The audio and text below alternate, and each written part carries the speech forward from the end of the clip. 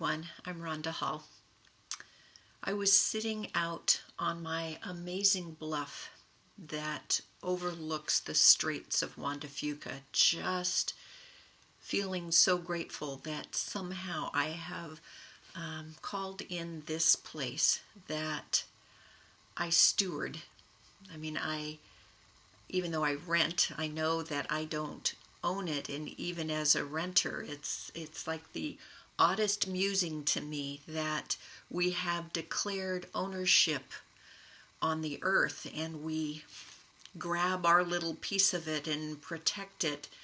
And I feel like there is a growing, expanding awareness that is returning to the knowing that it's all borrowed. It is all ours. And so as I was sitting out on my bluff this morning, knowing that the world just seems so overwhelming and so challenging for so many, I know that my focus has always been to find the meaning in the madness. And it seems like as if it's all madness, but to find meaning in every moment. And what we have done as humans, is kind of shift to believe and focus on a meaning that is hurtful, a meaning that reflects worry and concern. We attach a meaning to something that otherwise just is. I can remember doing an event back in speaking engagement back in New York, and the night I came in, after I had arrived, fortunately, there was a huge ice storm. But the next morning, as people drifted into the venue, many of them were late because the roads were icy and they had to scrape the ice and snow off of their cars, and they had to maneuver challenging things in order to get to the event. And I reflected on, as everyone was kind of bemoaning what they had to go through to get there, I was thinking, I wonder what their kids were thinking when they opened up the window and saw the snow and ice storm this morning. Instead of thinking, oh my gosh, I have to weather the traffic and I've got to deal with the ice and I've got to deal with the slippy roads and I don't really want to go to work anyway, and what the heck is this lady going to say that I don't already know? Instead of all of those thoughts, the kids were waking up in the morning and saying, no school. I can grab my ice skates. I can grab my sled. The truth is, the weather was just the weather. And the suffering or the joy came from the meaning that we attached to the weather. So as I was sitting on my bluff this morning, and it's an absolutely sunny, gorgeous fall day that for a fall day is very warm, I was able to sit on my bluff. I thought, well, you can sit inside to meditate and reflect, or you can go sit outside. Don't miss that moment.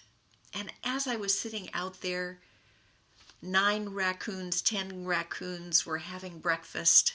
My neighbor has fed them since 1947, and it just is what it is. So I've learned to just accept and watch the cycle of their lives with him as he gains joy observing them and feeding them. And when I remove my judgments of that, it's a beautiful cycle. It's a beautiful cycle. I watched the two blackbirds fight for who's going to sit high enough on the tree branch, squawking at one another. One would go higher, the next one would fly around and go higher.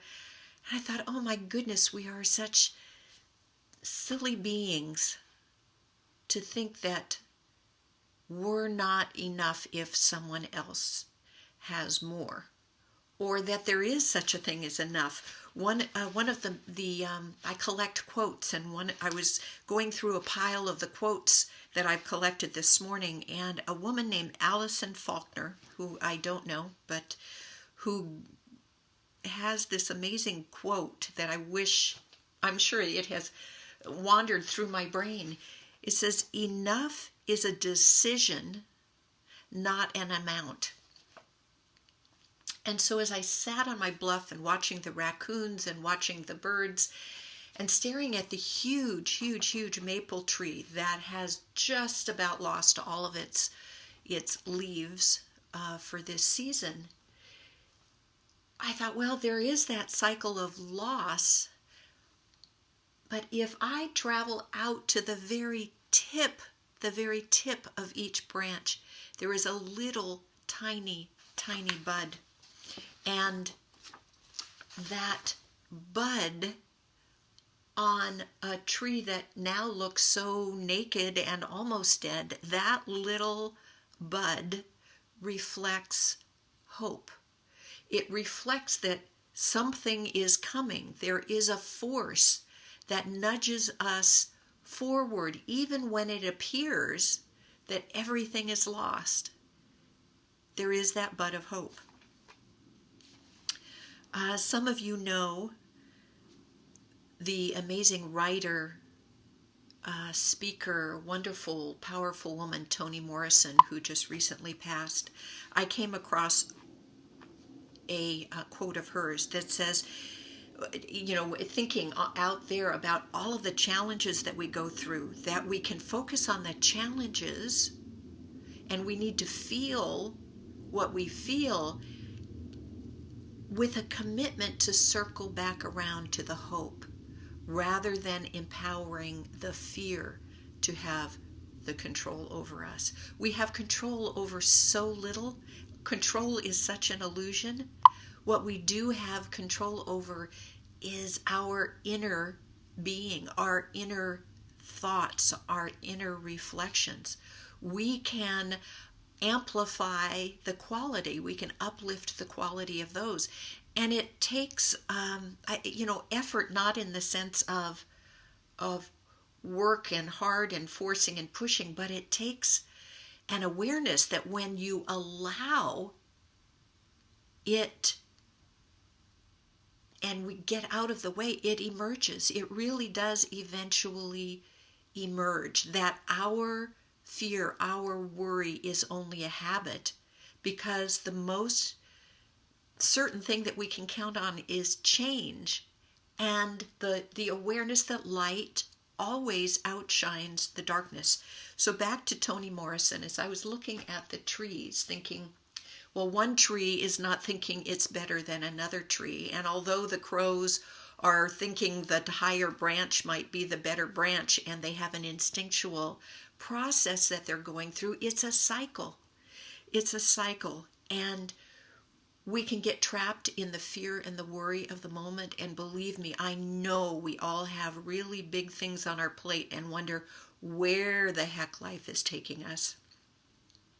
I want to read this quote of Toni Morrison because it seems so important to me to capture the meaning and the musings in a positive way to me through my art, through my words, that I ran across this quote of Toni Morrison that says, "This is precisely the time when artists go to work. There is no time for despair, no place for self-pity, no need for silence, no room for fear. We speak, we write, we do language. That is how civilizations heal." I know I have not yet gotten to the point where I don't sometimes genuflect or get leveled by fear or overwhelm. However, when I sit with it, I realize that my suffering is induced by my feeling like it should be different than what it is, or that I should control what is. And I know that when I attempt to make a difference from my head, from my mind, it has that element of control.